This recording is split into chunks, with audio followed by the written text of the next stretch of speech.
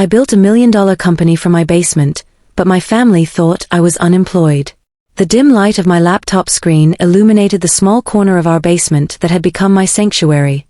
The faint hum of the washing machine in the background and the occasional creak of the house settling above me were the only sounds accompanying my late-night work sessions. It was here, surrounded by stacks of old family photo albums and holiday decorations, that I began building what would eventually become $1 million company.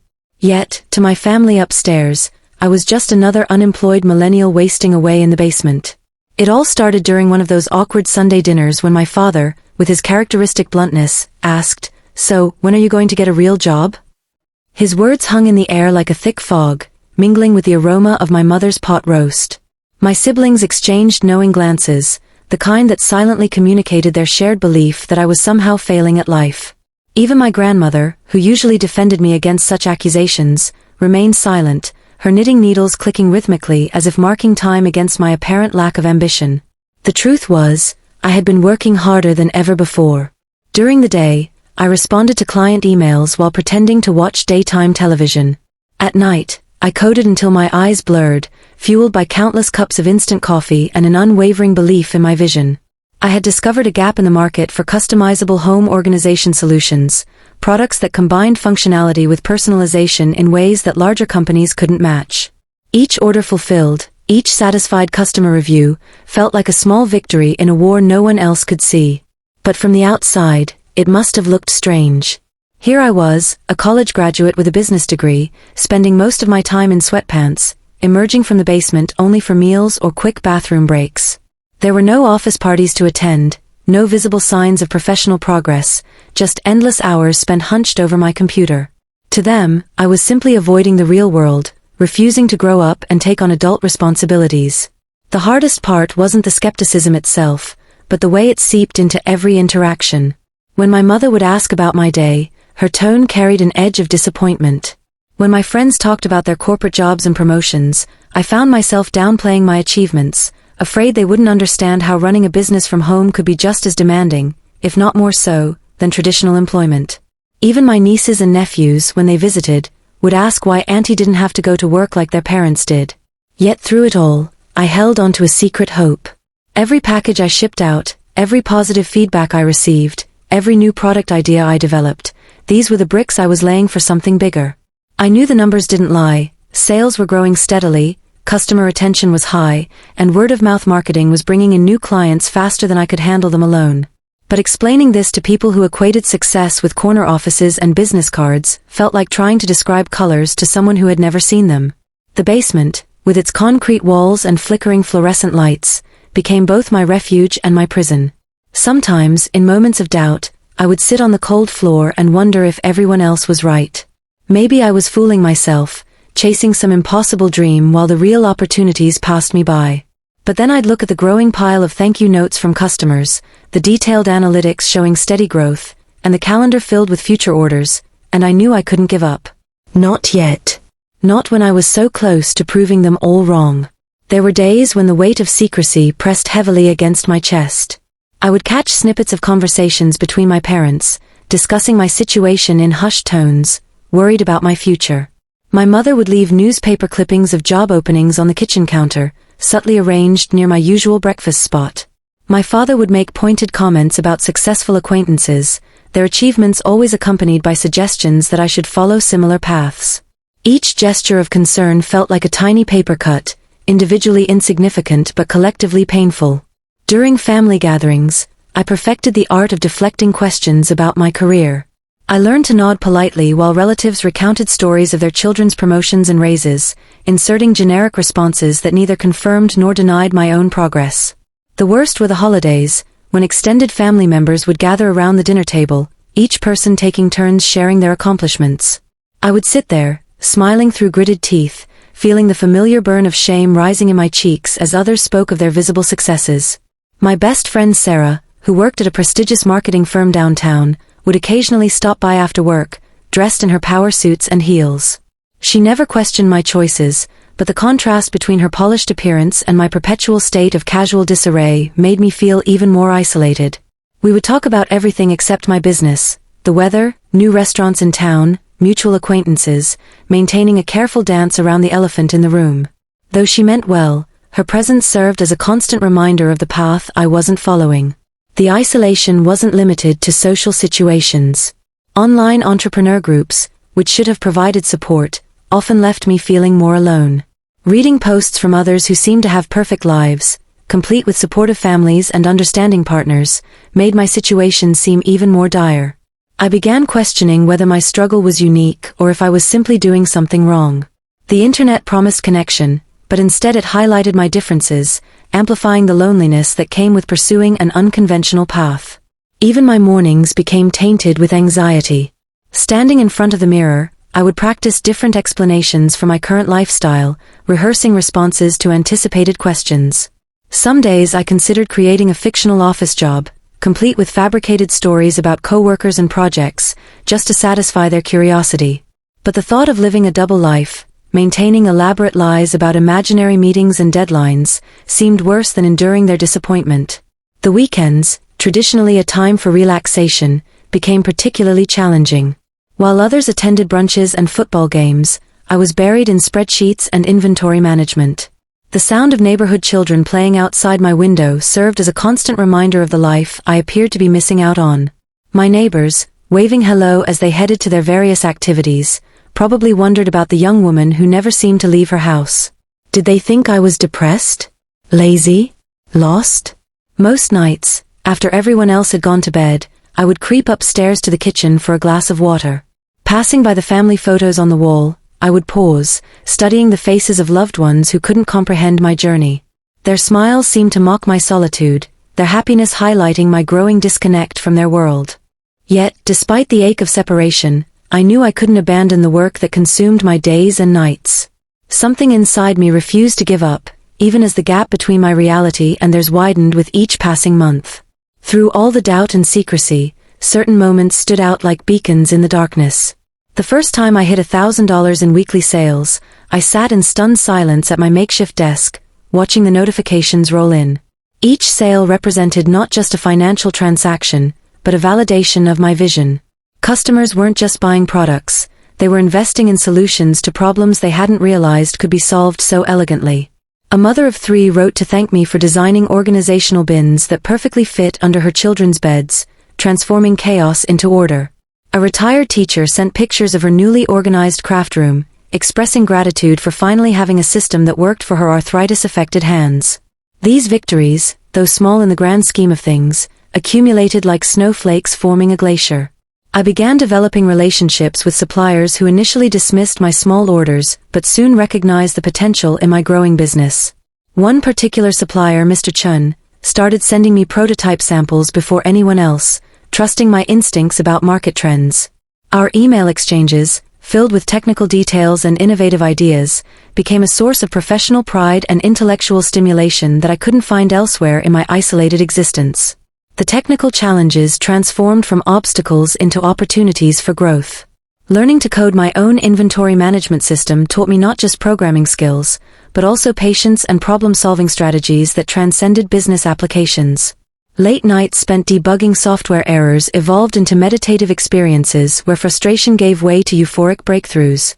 Each solved problem added another layer of competence to my skill set, building confidence that sustained me through periods of doubt.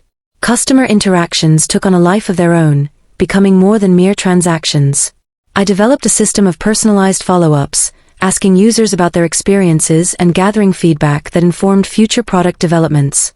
This direct line to my clientele created a community of sorts, albeit one that existed entirely online. Through carefully crafted email campaigns and social media engagement, I built a network of loyal customers who not only purchased regularly but also referred friends and family.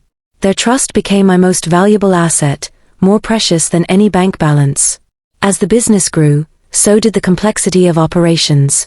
Implementing automated shipping processes, negotiating better rates with carriers, and optimizing packaging materials became puzzles I approached with scientific precision. Every percentage point saved on shipping costs translated directly into either increased profit margins or improved customer value. These technical victories, though invisible to outsiders, represented tangible proof of my capabilities and dedication. The satisfaction of streamlining operations and watching efficiency improve became a private celebration, marked by entries in my meticulously maintained performance logs rather than public announcements. Perhaps most significantly, the business began generating data that told its own story of success. Sales figures that doubled every quarter, customer retention rates climbing steadily, and website traffic metrics that defied industry averages. These numbers formed a narrative that even the most skeptical observer couldn't ignore. Yet, I kept these statistics to myself, letting them serve as silent witnesses to my progress. The irony wasn't lost on me that while I was amassing evidence of success, I continued to present a facade of unemployment to those closest to me. The technical aspects of the business became intertwined with personal growth in ways I hadn't anticipated. Managing cash flow required discipline that spilled over into other areas of my life. The analytical skills honed through market research influenced how I approached personal decisions. Even the simple act of tracking daily tasks in project management software taught me to value incremental progress over dramatic leaps forward. Each technical challenge overcome, each process optimized, contributed not just to the bottom line but to my evolving identity as a business owner. In these quiet victories, I found a strength that went beyond financial success. The ability to solve complex problems, to innovate within constraints, and to build something from nothing became a source of deep fulfillment. Yet, this satisfaction remained largely internal, hidden behind the basement door that separated my world of achievement from the external perceptions of failure. The contrast between my reality and others' assumptions created a tension that fueled both my determination and my isolation, driving me to push harder while simultaneously pulling me further from those who couldn't see beyond the surface. The turning point arrived unexpectedly on a crisp autumn morning, when the postman delivered a package containing a letter bearing the logo of a major national retailer. My hands trembled as I opened it, revealing an invitation to discuss potential partnership opportunities. They had noticed my growing reputation in the market, tracked my innovative product launches, and wanted to explore collaboration. As I read through the formal language of the proposal, I realized that my basement operation had grown beyond anything I had initially imagined. The request for a meeting in their corporate headquarters, scheduled for 2 weeks later, marked a threshold moment, the point where my secret success could no longer remain hidden. Panic gripped me as I processed the implications.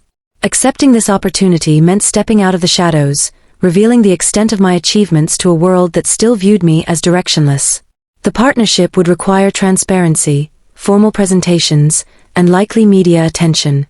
How could I explain to my family that the unemployed daughter they pitied was actually being courted by one of the largest retail chains in the country? The chasm between perception and reality suddenly felt insurmountable. Complicating matters further, my parents announced plans to visit the following weekend, concerned about my lack of progress. They intended to discuss enrolling me in job training programs and connecting me with their professional contacts. The timing couldn't have been worse, or perhaps in some twisted way better. As I prepared for their arrival, I found myself facing an impossible choice: continue the charade while pursuing this incredible opportunity, or risk everything by revealing the truth now. The pressure mounted as I juggled preparations for both events. During the day, I worked on presentation materials for the corporate meeting, crafting slides that showcased years of achievements while worrying about how to hide them from my family's impending visit. Nights were spent planning how to transform my basement workspace into something resembling a normal recreational area, all while knowing that within weeks, the entire operation might need to move to proper office space anyway. The emotional toll became overwhelming. Every phone call with the corporate team brought excitement and terror in equal measure. Their enthusiasm about my products and vision validated everything I had worked for, yet each conversation added another layer of complexity to my deception. I began keeping 2 sets of records, one detailing my actual business operations, and another documenting fake job applications and interview schedules to show my parents.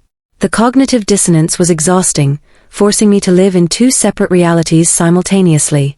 As the date of the corporate meeting approached, sleep became increasingly elusive. I would lie awake, staring at the ceiling, running through scenarios in my mind. What if my family discovered the truth before I was ready to tell them? Would they understand, or would years of perceived disappointment color their reaction? More importantly, how would this revelation affect our relationship moving forward? The prospect of losing their support, even temporarily, felt like too great a risk to take right before such a crucial business opportunity. Yet, amidst the turmoil, a stubborn resolve took root. Years of operating in the shadows had taught me the value of patience and timing. If I could navigate this delicate period without losing either my family's love or this career-defining opportunity, perhaps I could emerge stronger on the other side. The challenge now was finding the courage to face both confrontations head-on, trusting that authenticity would ultimately triumph over fear, even if the path forward remained terrifyingly unclear. The basement walls seemed to close in around me as I prepared for both upcoming encounters. For the corporate meeting, I meticulously organized my materials, rehearsing presentations late into the night until my voice grew hoarse. Each slide represented not just a business milestone, but a fragment of my hidden identity. Meanwhile, I scrambled to disguise my workspace, hiding inventory behind false walls of storage boxes and camouflaging my shipping station as a DIY craft area. The duality of these preparations, one celebrating success, the other concealing it, created a surreal atmosphere that permeated every waking moment. During family visits, I adopted a nervous energy that wasn't entirely feigned. My mother's concerned glances followed me as I moved through the house, while my father's probing questions about my job search became increasingly persistent. "You know," he said one evening, "your cousin Mark got a promotion last week. Maybe you should reach out to him for advice." The comment struck like a physical blow, forcing me to smile through the pain of keeping my secrets. I found myself retreating to the basement more frequently, claiming migraines or fatigue, while actually working feverishly on partnership proposals and product development plans. The strain manifested in unexpected ways. My appetite disappeared, replaced by a constant knot of anxiety in my stomach. I caught glimpses of my reflection in the basement window, noting the dark circles under my eyes and the tense set of my shoulders.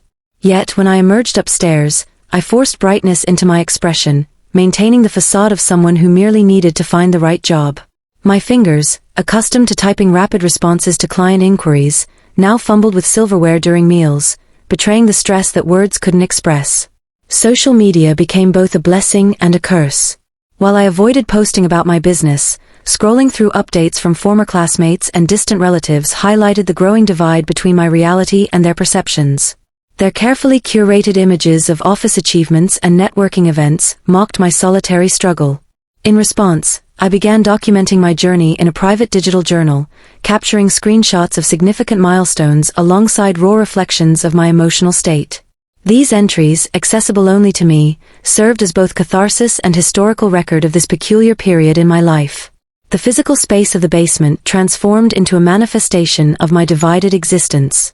One corner housed neatly stacked inventory and packing materials, representing years of hard-won success.